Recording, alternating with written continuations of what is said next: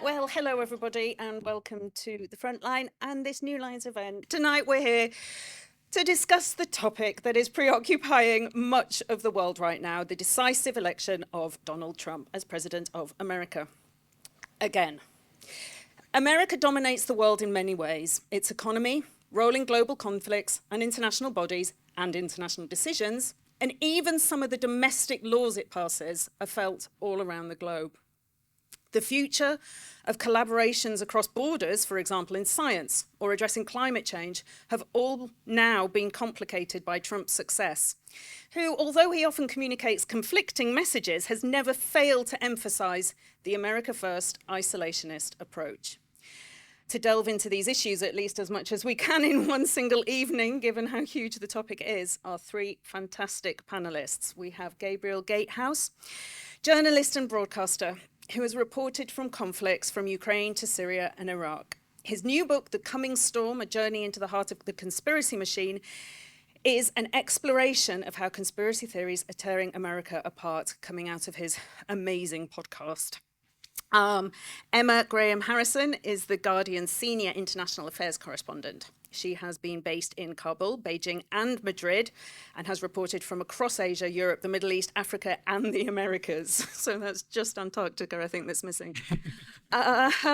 Sasha on the end, Sasha Polakow-Suransky is a deputy editor at Foreign Policy and has previously worked as op-ed editor at the New York Times and a senior editor at Foreign Affairs. He is the author most recently of Go Back to Where You Came From, The Backlash Against Immigration and the Fate of Western Democracy. Gabriel, Emma and Sasha, thank you for joining us. Thank you. Do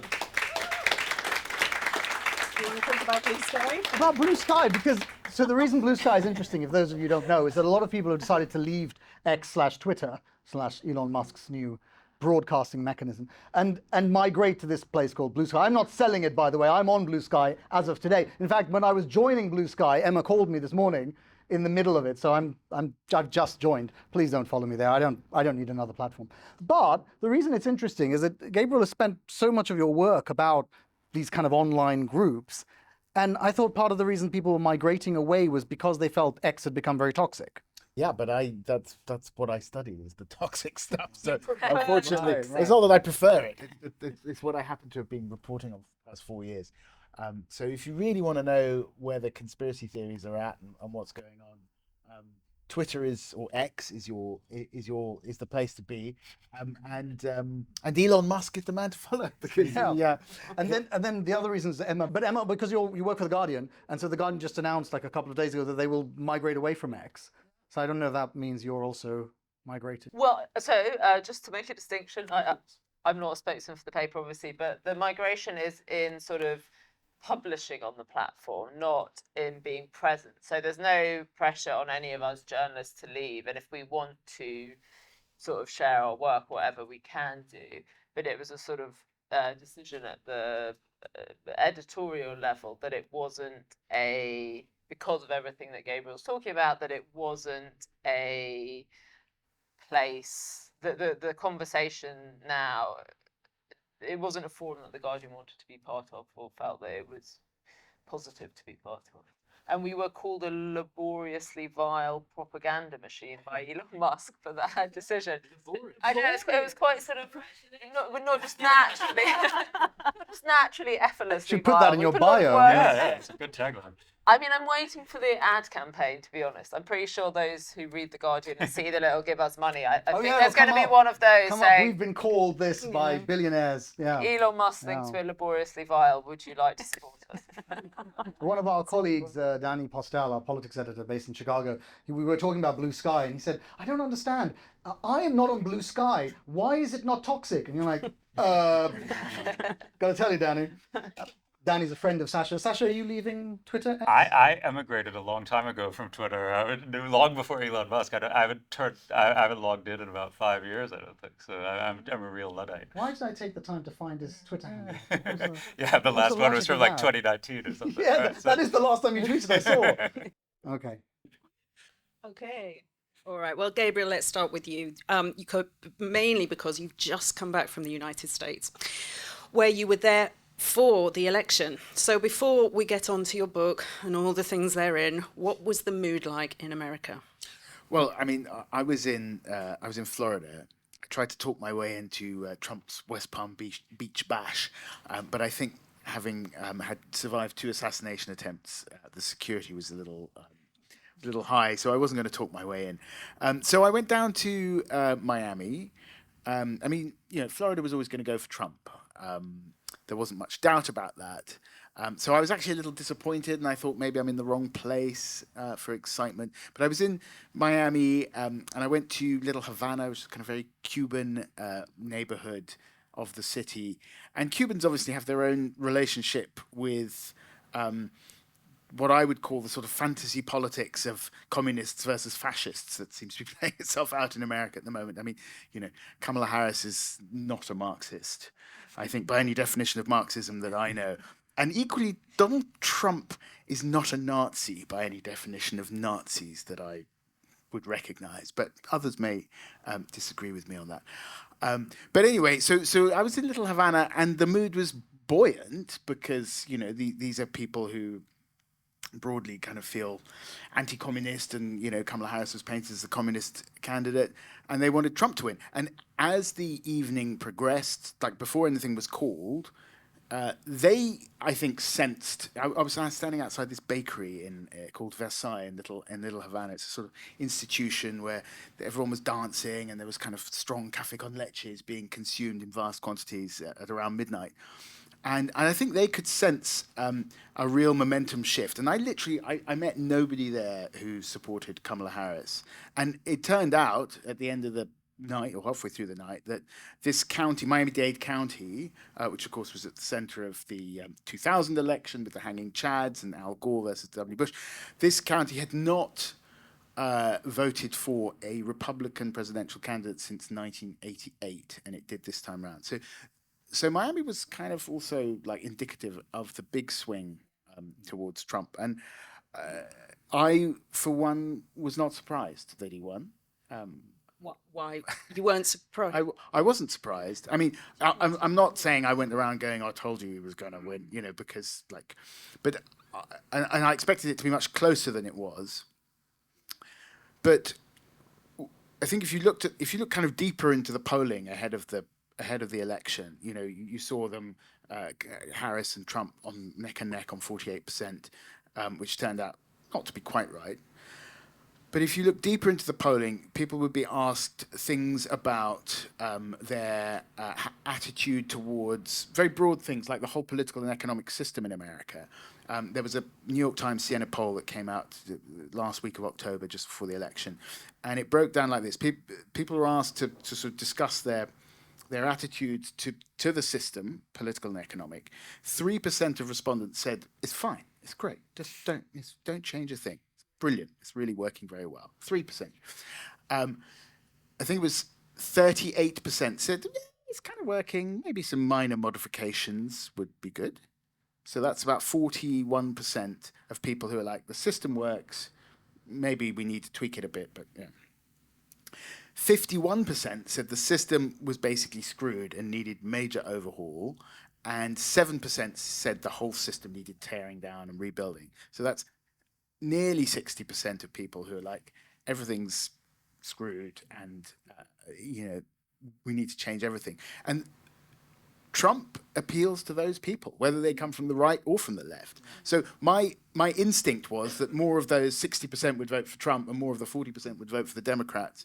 And so that's why I kind of felt like...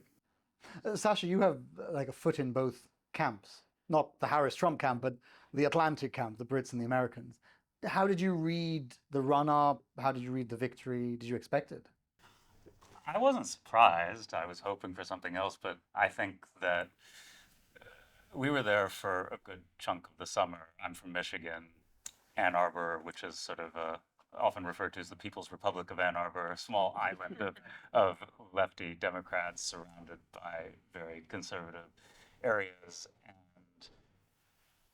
you know, in 2016, you could see the Trump signs and you could see them again this year if you got a little bit outside of that bubble. And I think that what was different this time in Michigan is, I think if you do an autopsy of this election, there's one state where you can really say that foreign policy made a difference.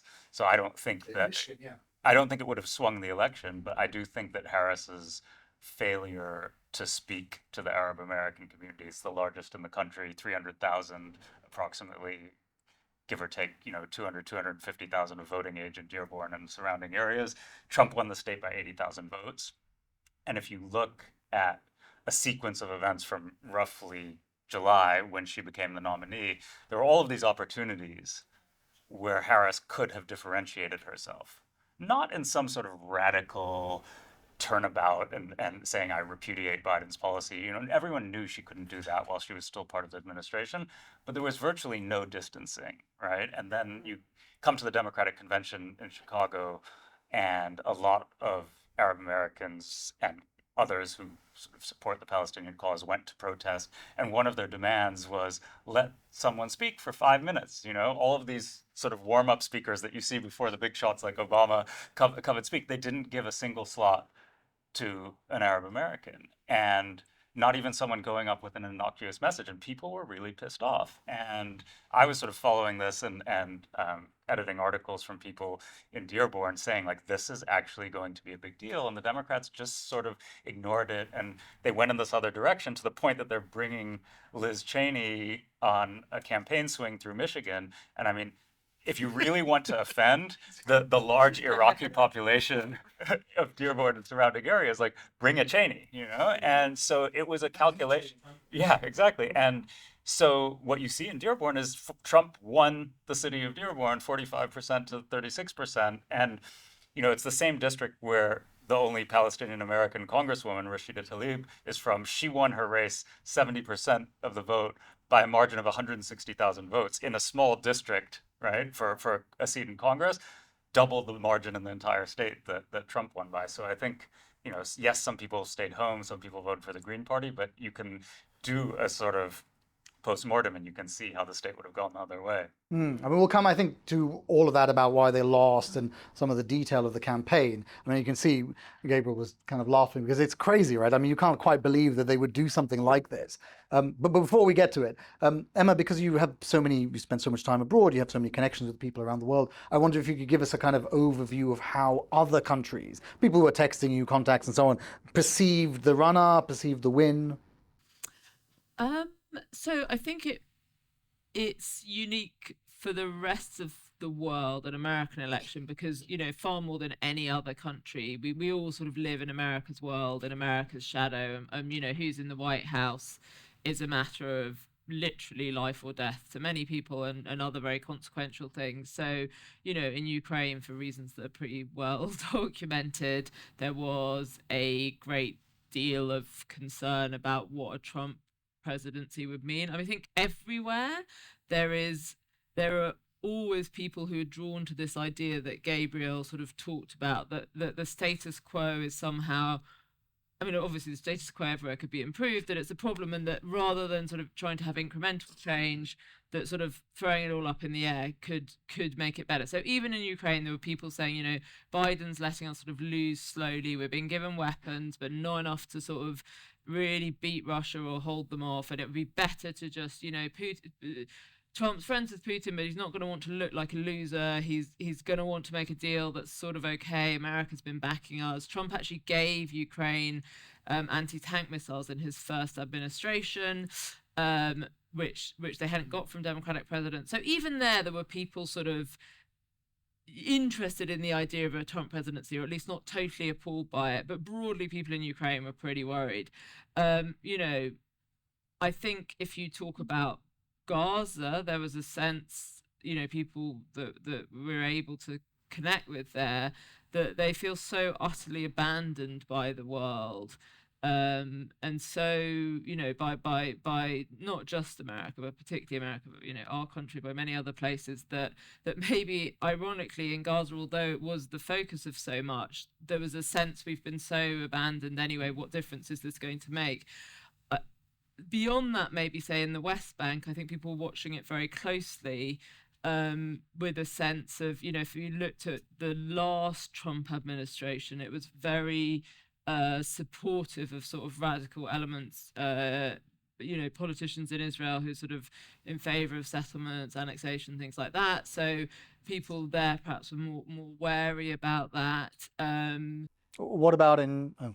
No, sorry. I'm not used to having to reach for a microphone to speak. It's very upsetting. What about... Thank you for that. What about in China? I know you spent a lot of time there, and like, how are they perceiving it? Is it a radical change for them? I mean, I think so. Perhaps we can return to this later. I actually think that the first Trump administration completely reset China's relationship with sort of the West, particularly America. I think there's a kind of mixed feeling, because on the one hand, people are very aware that, Trump's sort of isolationist. You said this American first policy. China has become sort of the focus of his. It's interesting because in other places he's sort of, it seems quite interested in building relationships of some sort with people who are considered by many in the American political establishment America's enemies, but when it comes to China, there's none of that. China is very clearly sort of in his sights as the enemy in a way that's often sort of presented in an incredibly racist way that during his first administration stirred up a lot of racism against people generally of East Asian heritage in America and beyond.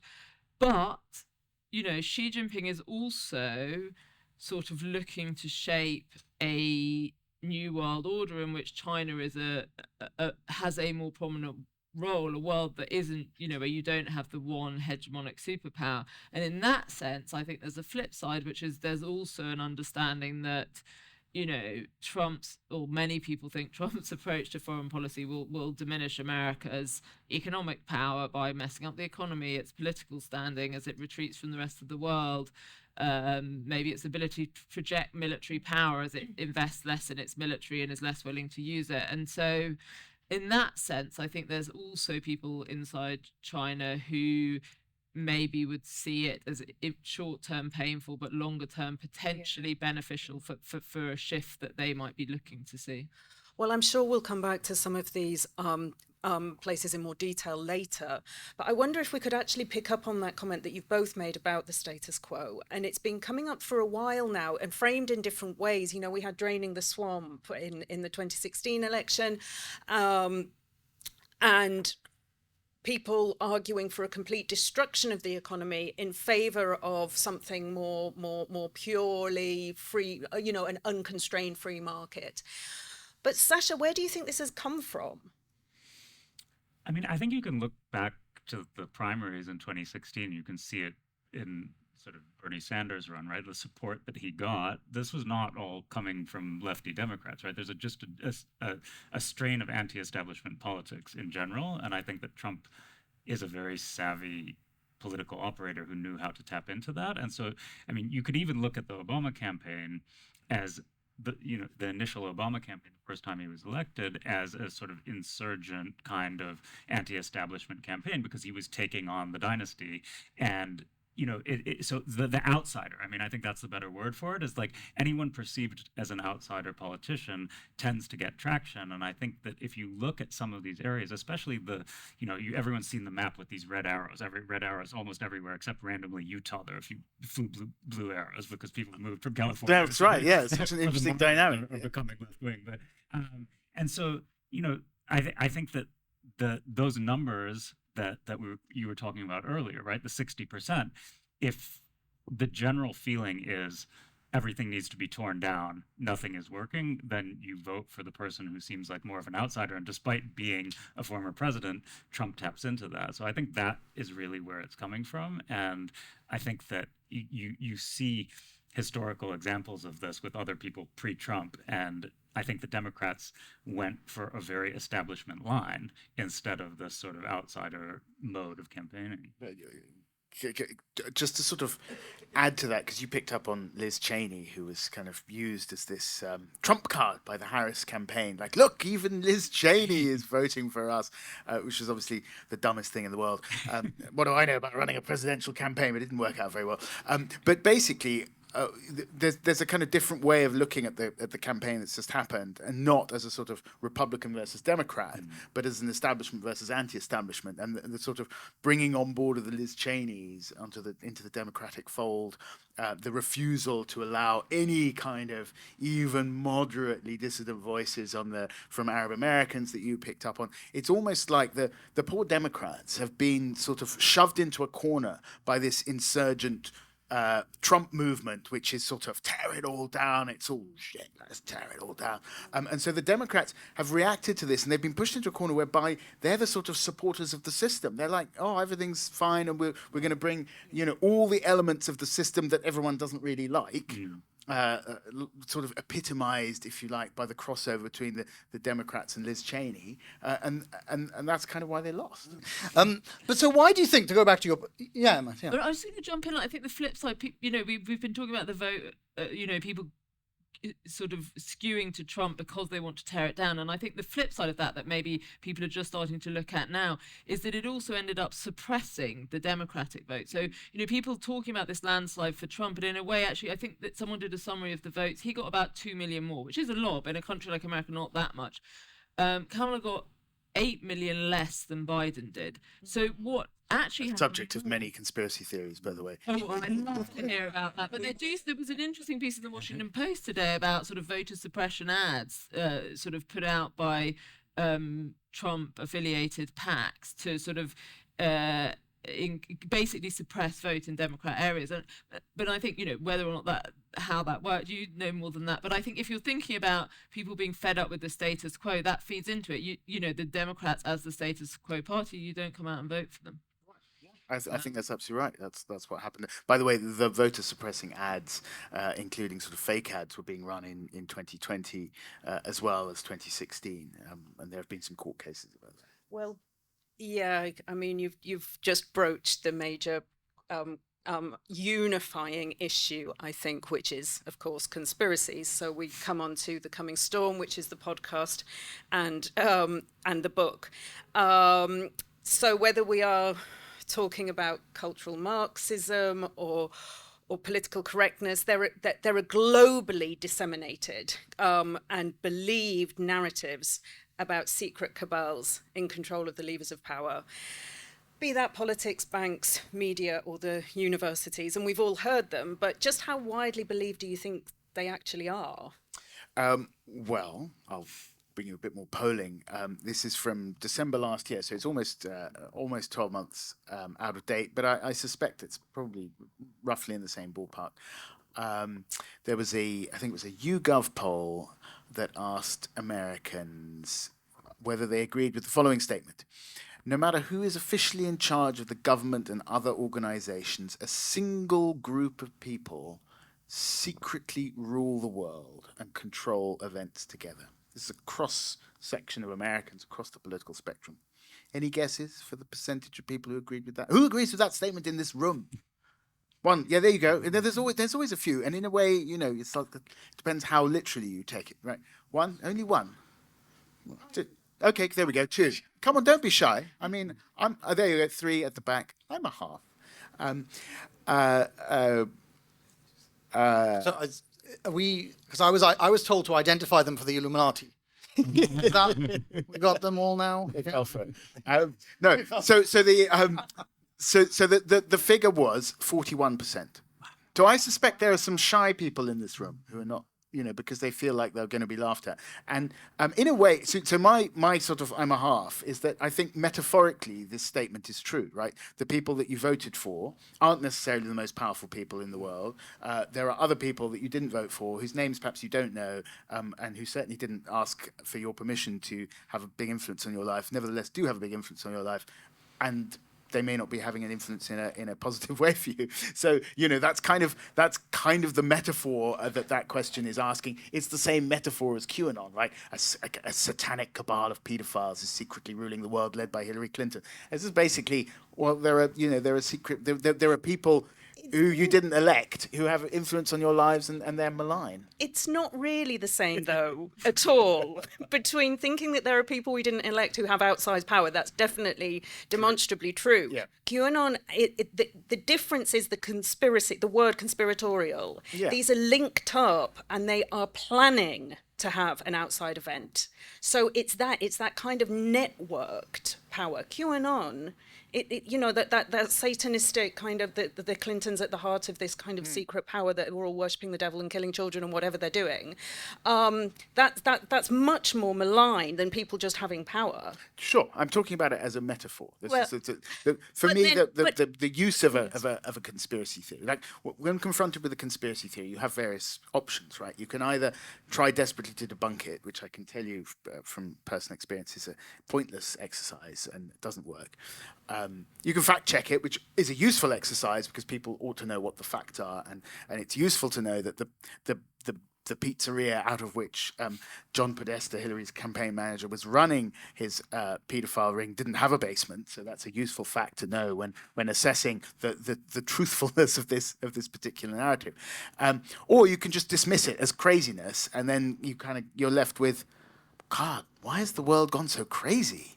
But I thought the point you were making about the 41% believing in this particular group, Yeah. and this is something that does come up in the book, that some of those 41% are going to think that it is a kind of right, what we associate with the right-wing cabal, and some of those people are going to say it's a left-wing thing, it's the banks and so on. Yes, and some of them are going to believe that it's the people that are the oldest conspiracy theory of all. Right. Right. Yeah.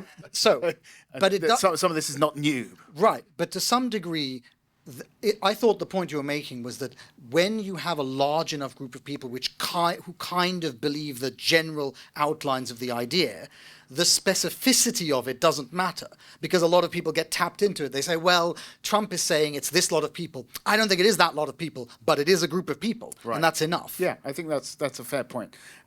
It's vibes, basically. It's conspiratorial vibes. What you see isn't what you get. Behind the scenes, hidden hands, pulling the strings. And it's really about the degree to which people feel or don't feel in control of their lives in a democratic society, right? The promise of a democratic society is that every 4 or 5 years you can go to the polls and have an effect on the direction that your society is being taken in.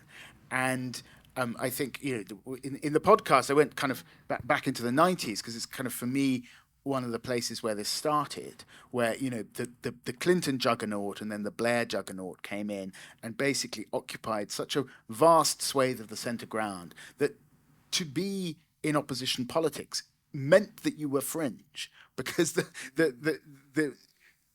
Blair and Clinton were just like such a wide swathe of the centre ground. And this is, somebody put it to me when I was interviewing for the podcast and the book. They said that the Republicans in the 90s had nothing to campaign on except conspiracy theories because Clinton had left them nothing.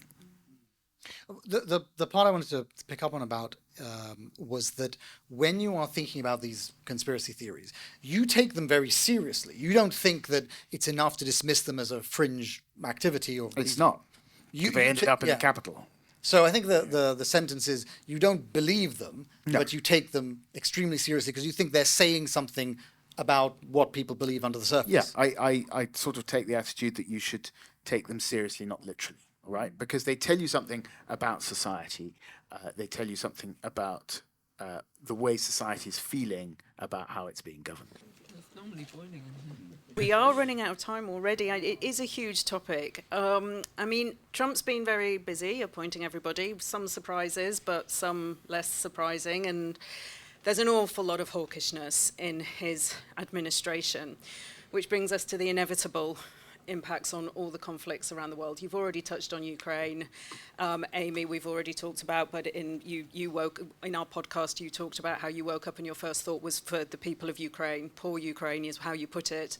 There are so many people living in fear around the world, really bracing for what will happen in January when he takes power. So, who are you all most worried about in the coming year? Sasha, do you want to start? Tulsi Gabbard. I mean, I'm not sure she's going to make it through the Senate. We'll see how the confirmation process goes. But I mean, I think Trump has, if anyone thought that he was going to sort of be, more moderate this time around. I think that he's made pretty clear in the last few days. I mean, some of the choices, Rubio, Waltz, these are sort of expected choices, but Gates for Attorney General, Gabbard, these are like really in-your-face choices.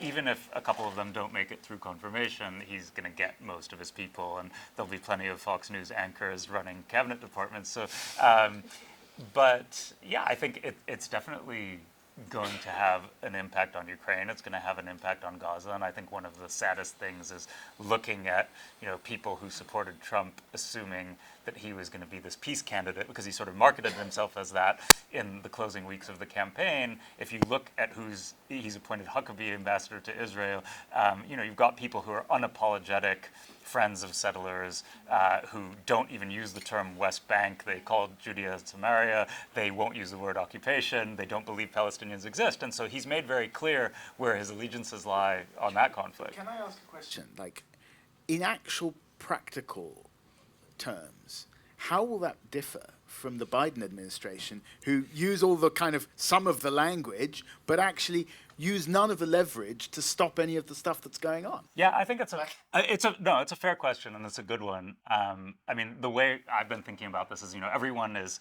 terrified of Trump's transactionalism. It's like, oh, foreign policy is going to be so transactional.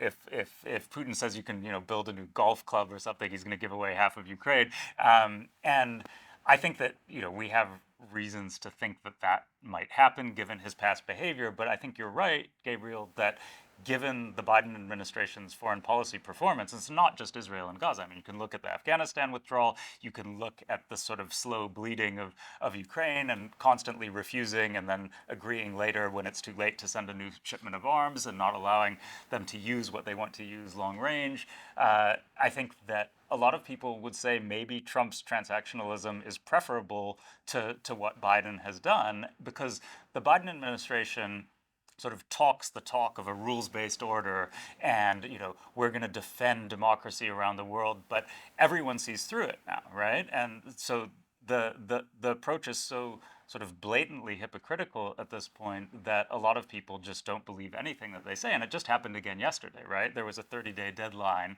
and the U.S. State Department and Defense Department were going to declare if Israel had allowed enough aid into Gaza, and if not, perhaps withdraw aid or cut off arms sales. And of course they didn't. They said, oh yeah, everything is fine. And so every red line that is drawn disappears. And so no one trusts them anymore. And so then you look at Trump and say, well, could it get worse? I actually personally believe that it could get worse because of the people he's appointing. It can always get worse. You see the people he's appointed, it can always get much worse.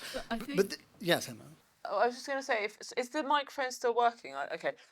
Sort of ended up in a strange place. Anyway, I think it's sort of, they're very interrelated, but there's two separate things going on specifically in sort of, Palestine, Israel. And, in terms of the agony of Gaza, yes, there perhaps it will stop under Trump. And that obviously would be something. But there's also the political project of the expansion of Israel that you were talking about, recognizing, which many including in the Israeli government want to do, formal international recognition of the West Bank as, Judea and Samaria. Under the previous Trump administration, we saw two big, significant shifts in that area: the moving of the embassy from Tel Aviv to Jerusalem, and the recognition of the occupation of the Golan Heights, in which the US is very isolated internationally, but it's the US, so it's incredibly important. And I think you can say on the one hand, yes, Biden, is not doing anything about the sort of unspeakable horrors that are happening in Gaza, and at the same time say that the administration, the appointments that Trump has made so far in these other issues, related to, Palestine's future, are a lot more worrying than anything. Biden has attempted somewhat to put some sanctions on settlers in the West Bank, has created an architecture that suggested that they were trying to do something about that. Of course, it doesn't in any way offset what's happening in Gaza. I don't mean it like that, but I mean you can look at different ways in which, sort of coming back to your point, that it can be worse, that There's lots of ways it can be worse. I mean, structural ways it can be worse. But I like the point that you made, Gabriel, in the context of the status quo, because even if those sort of structural changes are made, as it pertains to Israel and the Palestinians, the very fact that Trump is there means that a lot of the existing world order can just be shifted. It just overnight, because he just doesn't follow the established rules. Even with, for example, the most obvious example would be North Korea, where he does something completely shocking that goes against the status quo and what most people would imagine. I don't want to start asking whether there is something positive about the Trump administration, but I do think there is something to be said about that ability to go in and just wreck the old regimes. Well, that's the kind of, and that's where Elon Musk kind of comes in. It's the move fast and break things attitude to government, in this case. With Elon Musk, it's business. Obviously, move fast and break things was the Facebook slogan, but, never mind. You know what I mean. Sometimes you can break through entrenched problems in that way. Yeah. The question is, where do you end up at the other end? Because you haven't thought it through, you've moved very fast. You might end up in a better place than where you have been for the past 20 years, but you might not. Right? Yeah. So you don't know. Yeah. But I think, again, like just going sort of exporting the domestic anger against the status quo, as you pointed out, to the international, a lot of people... in lots of places in the world, will feel that, there are entrenched problems about which the US administration has paid lip service to saying how awful it is and how things must improve and how we condemn, et cetera, and then uses no leverage to actually change the situation on the ground and thinks, well, let's try something else. When I was reporting on the 2016 election from, I think it was Ohio, I was speaking to a black guy in Youngstown, and he was going to vote for Trump. And I said, but why would you vote for that guy? He's like, well, things can't get much worse. There's this thing in American football called a Hail Mary. It's when you're losing, and at the end of the match, and you just toss the ball forward and hope that it lands on... You'll correct me if I'm wrong. I don't really understand American football. But it's just a last... Like my understanding is, I don't know. Yeah. That something radical and a kind of shot in the dark is gonna yield a better result than what has hitherto been possible. I'm not saying that's going to happen, but that's kind of the vibe. Okay. Let's go to the audience. It's 15:15, so let's start going to it. How are we going to do the audience? Because we only have a couple of these roaming mics. I'm very reluctant, as the moderator, to give up my mic. All right, okay. So should we have some hands up? Some people... well, why don't you... We'll take two at a time, if you don't mind. Okay, so these two together. What about conspiracy theories that die? We haven't heard a lot about 9/11 conspiracy theories, alien abductions, satanic panic. They I mean, all of these things are alive and well on Twitter.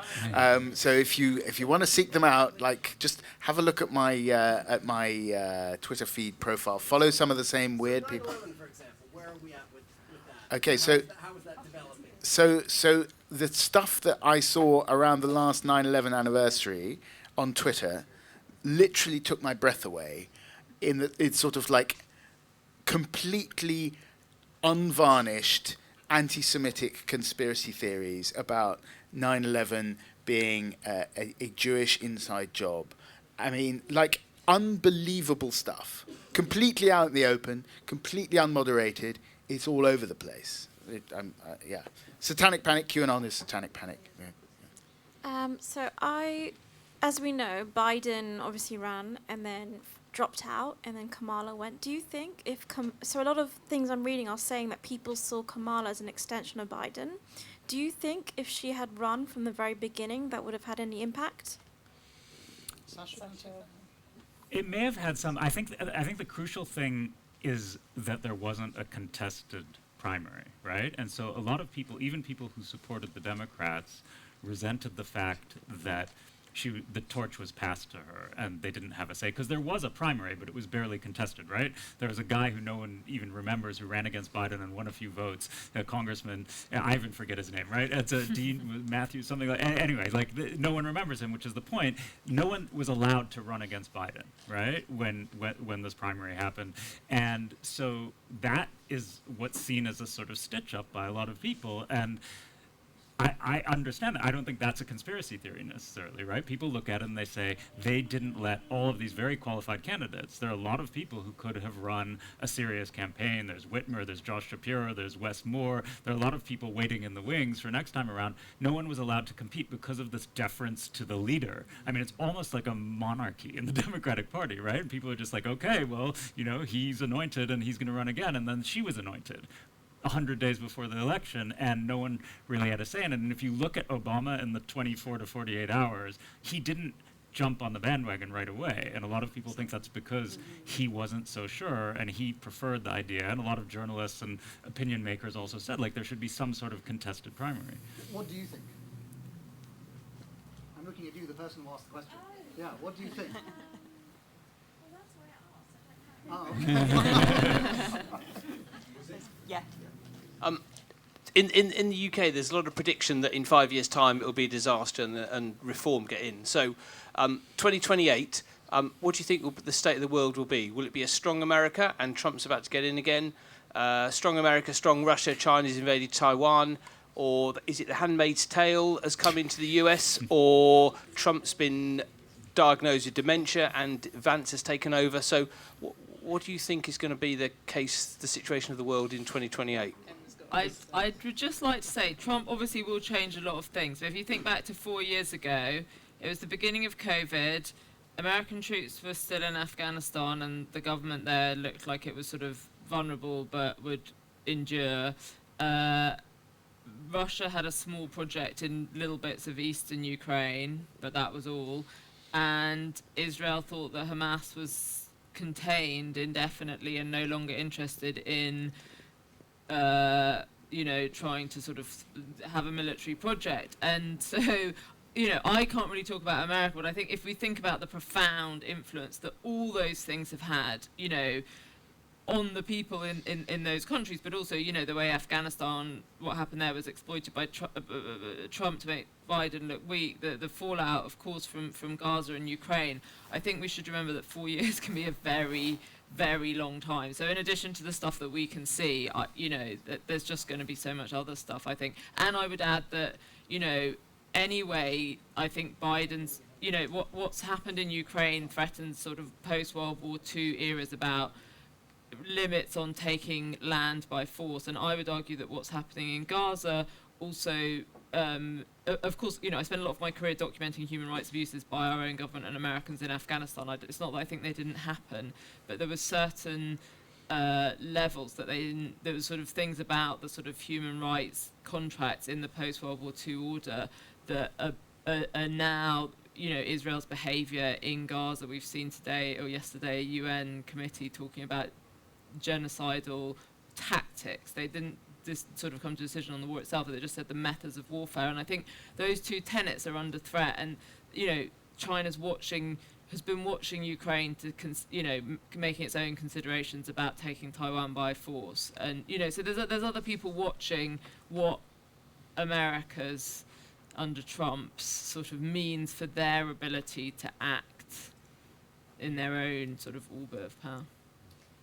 I think that's I would agree with all of that, and I would just say that arguably, as you pointed out, the world changed much more fundamentally in the last 4 years under Biden than it did in the previous 4 years under Trump. Although big stuff also happened in that time.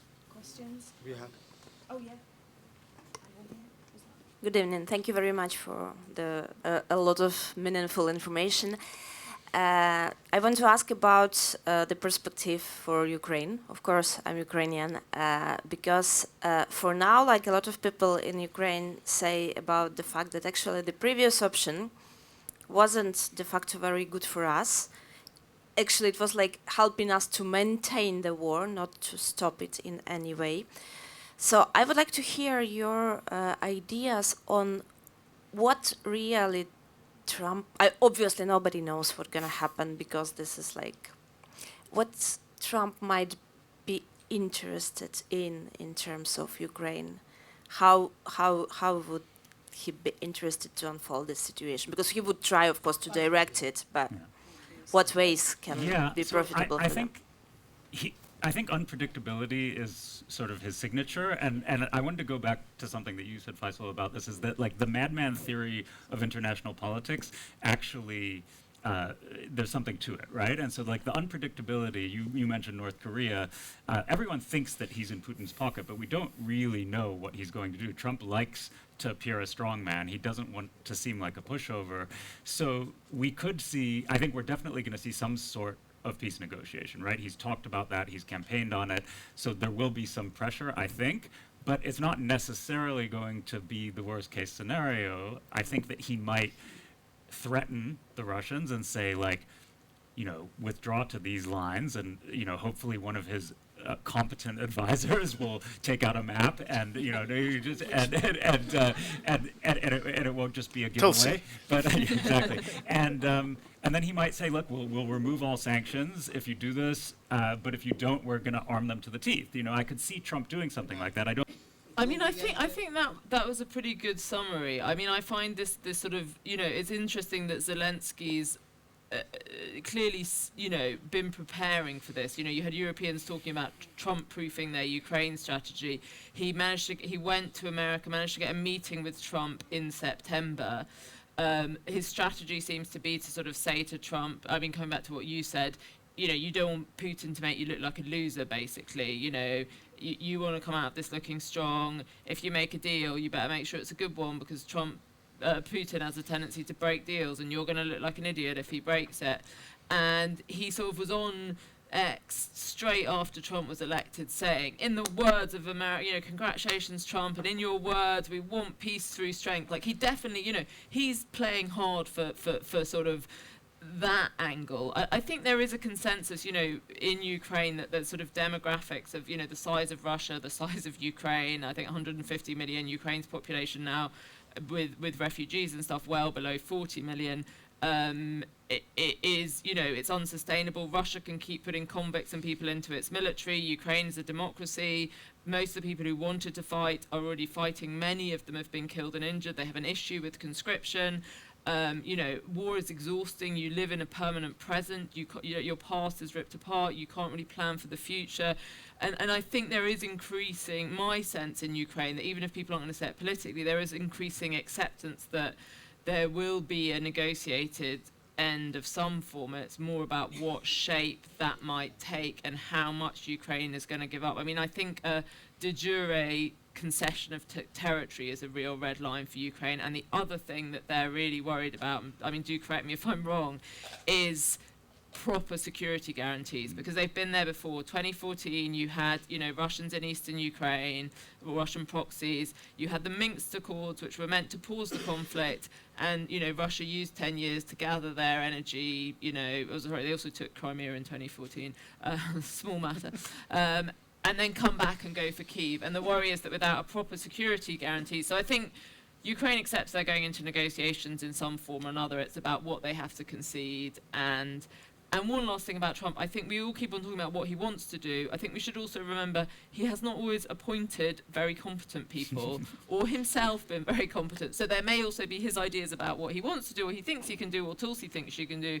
And then the reality of, like, managing wars, like, actually, he began to manage the exit from Afghanistan, but the catastrophe that unfolded on Biden's watch was actually Trump's plan. You know, Trump may think he has a great plan, and it may all fall apart. And the one thing I would say is that if it looks like Putin's sort of getting one up on him or making America look bad, I do think his inclination to send more, I don't think he really has the same either grasp on or fear of nuclear escalation that Biden does, and, you know, his tendency to sort of send more weapons then I would guess, as much as anyone can guess, might even be bigger.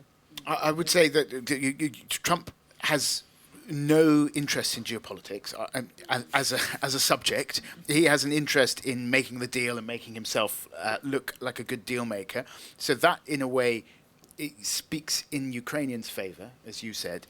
What speaks against him, and we've just slightly forgotten about, is that for him Ukraine is personal and Zelensky is personal, because Zelensky was the centre of his first impeachment and that beautiful phone call. And Trump is a deeply personal and transactional and someone who bears a grudge. So, yeah, there we go. Hello, thanks for having the panel, everybody. I'm very curious. This question is for Gabriel, because I would like to know, what advice would you give people whose family members have maybe fallen into conspiracy theory thinking? Yeah, it's very difficult, and if it's happened to you, my commiserations. It's very, very hard. I would say fact-checking is next to useless and quite often drives people away. I would say listening to people with empathy and understanding without giving ground, without sort of feeling like you have to say, oh, well, maybe you do have a point. Maybe Hillary Clinton is leading a cabal of satanic pedophiles. That's obviously not a good idea. But listening to people with empathy and understanding and trying to figure out why they believe this and what is it, like what's beneath that veneer of the kind of craziness. I think that's basically your best hope. Empathy. Do you not think? Oh yeah, sorry. We'll come to the lady's question in 1 second. But do you not think that sounds like an awful lot of work for somebody who is just wrong? Oh yeah, sure. Yeah. I mean, sure. If you just want to tell your family member to fuck off, then that's also an option. The point isn't to be right? There's no gain in that for us in being right. We want to kind of affect things. Look, it depends whether you want to put, like, if this is your annoying uncle who turns up once a year at Thanksgiving and you'd really rather not spend any more time with him and he's gone down a conspiracy theory rabbit hole, then by all means, like, just say, look, mate, you're wrong. You've always been a bit obnoxious, and now I can see why. But if this is a cherished and loved family member that you want to continue to have a relationship with, then I would recommend the empathy route to try to understand what lies at the root of it. Because I would say that, most people who believe in conspiracy theories they're not bad people. They're not malign people. In fact, quite a lot of the time, they have a very high level of sense of moral responsibility, and they feel that there's something very badly wrong with the world, and they want to do something about it. And so, you want to try and harness that element rather than the kind of element that gets channeled into hating all the other guys who are in the mainstream media. Okay, last one, I think. Just time for one more. Thank you. My question is about the crypto industry. I know that there's been like a lot of donations that have been made for Trump to win this election. So what are the next 4 years going to look like for this industry in particular? So Trump was not keen on crypto until lots of people gave lots of money to his campaign, and then he was keen on crypto. Just like he wasn't keen on electric cars until a certain Mr. Musk gave a lot of money to his campaign, and then he was very keen on electric cars. And he was very open about that. He said, I used not to be keen on electric cars, but then this guy gave me $130 million, so now I have to be keen on electric cars. So you kind of know where he stands. I mean, if they get what they paid for, which they obviously hope they will do, and they did very well in terms of like bang for their buck. I think in all the races that they invested in, the crypto kind of block, if you like, insofar as it can be called a crypto block, because they're quite It's a blockchain. A blockchain, very good. Their kind of people won, right? So they will now be hoping that there will be deregulation of the crypto sphere. I think one of the big fears in crypto circles was this central bank digital currencies thing, which they feared was basically going to be a kind of a thing that would neuter real cryptocurrencies. So let's see if they get what they paid for, then we're going to see a kind of deregulation of the crypto space. Who knows what that is going to mean? Obviously, there's a sort of hardcore of these crypto bros, an occasional crypto sister, but mostly bros. I've been doing a documentary about Bitcoin, so I know more about this than I should. They believe that the dollar is going to collapse, democracy's going to die. Bitcoin's going to take over the world, and instead of democracies, we'll have like corporate states run by CEO kings or emperors. So with your expertise on conspiracies, is that a conspiracy or not? What do you mean? Is it an actual conspiracy? I don't know. I can tell you that there are people who are rich and powerful who are quite open about the fact that they would like to make this happen. Yeah. Balaji Srinivasan, backed by Peter Thiel, people like that. So it's not really a conspiracy. Peter Thiel, who's ambivalent about women having the vote. Yes, he said. While we're on the misogyny, sort of, right. of this world. Yes, he said women shouldn't have the vote, and that freedom and democracy were no longer compatible, and that he wanted to live for 1,000 years. Yeah. On that cheery note. Yeah, exactly. On that cheery note of the future, I think we will end. Thank you all for coming. We will be back here in 3 weeks on, is it? The 6th of December. So I hope you'll join us, especially the new people who haven't, and those of you who are back after a while. So I hope you also stay around. We'll have a drink. We'll talk a bit more about this. Gabriel Gatehouse's new book, The Coming Storm, A Journey into the Heart of the Conspiracy Machine, is out now. Gabriel Gatehouse, Emma Graham Harrison, and Sasha Polakow-Suransky. Thank you very much. Thank you all.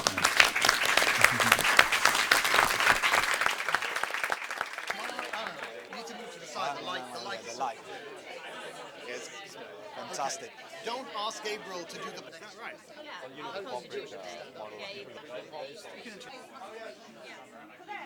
Right, I'm going to... My friend...